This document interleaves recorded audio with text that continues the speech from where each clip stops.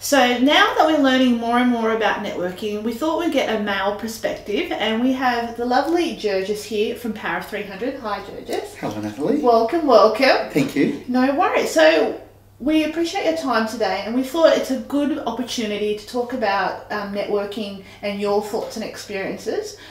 Could I maybe start off finding out a little bit about your business and what you do? Sure. We basically have a company called the Power of 300, and what we do is we create a business board of directors for small to medium-sized businesses. We bring a group of business people together to brainstorm and share knowledge and experience on how to grow their businesses. And we have an accountability structure behind them to help them grow their business and take it to the next level, wherever that is. Perfect. So in growing people's businesses, have you done much networking yourself? Oh, absolutely. It is absolutely one of the most important things that we recommend, and we advise all our business board members to actually go out and do. Networking has been so critical, and we do networking everywhere.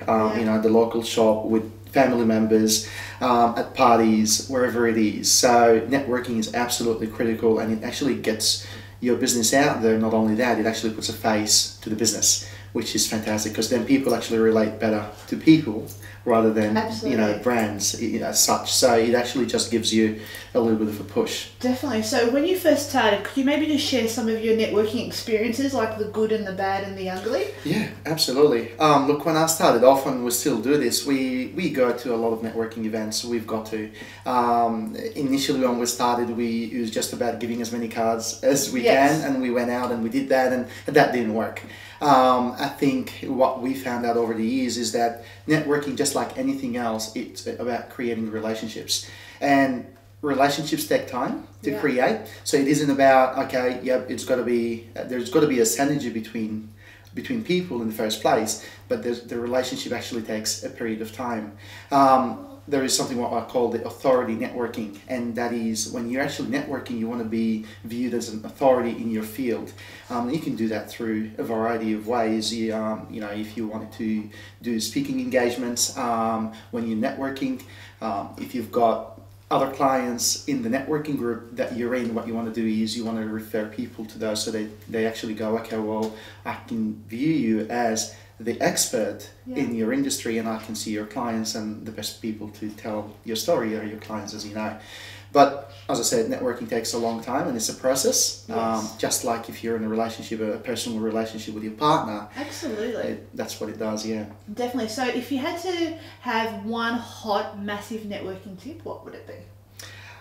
Be consistent. Yeah, perfect. Be consistent.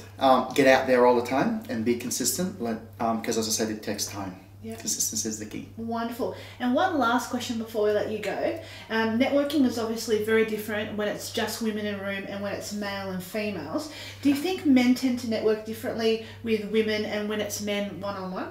Absolutely. Look, I network in both worlds, I suppose, and I'm part of the Success Women's Network as well. I think women relate to women a lot easier. You know, they've got that, I suppose, you know, that emotional connection straight away, and they're easier to connect. Whereas as blokes, it takes us a while to do that. And when we're connecting, you know, men and women, there's also a different dynamic. There is. So I think, again, as anything, it's got to be, there's certain things that have got to be in place. I think in general, men connect with men better, and women connect with women better. That's not to say men and women don't connect better. It just, you know, this is just a generalization, really. Yeah. But at the end of the day, you've got to have a business that actually is a good product, that the other person actually can go, yep, there's synergies between both of our businesses, and I think that's the key for anything. Yeah, and I think you have to be easily adaptable when you're networking. So I guess, like you said, just to confirm, women tend to be more collaborative, and then sometimes males networking with other males can be a bit more competitive, and it's just good to keep these things in mind for when you are networking. Yeah. So before we end off, G, was there any other last comments? No, that's it. Really, just be consistent, get out there, be viewed as the authority when you're networking. If you can help, you know, speaking in different networking groups, different networking events, giving, because it's all about giving, and if you give, you will definitely receive. I think that's that's all I've got to say. Perfect. I think that's a perfect note to end off. Thank you, Girgis from Power of 300. No really problems. appreciate your time, and you've heard it from the man himself. Thank you, and thank you for having me. No worries. No problems. Have a great day. You too.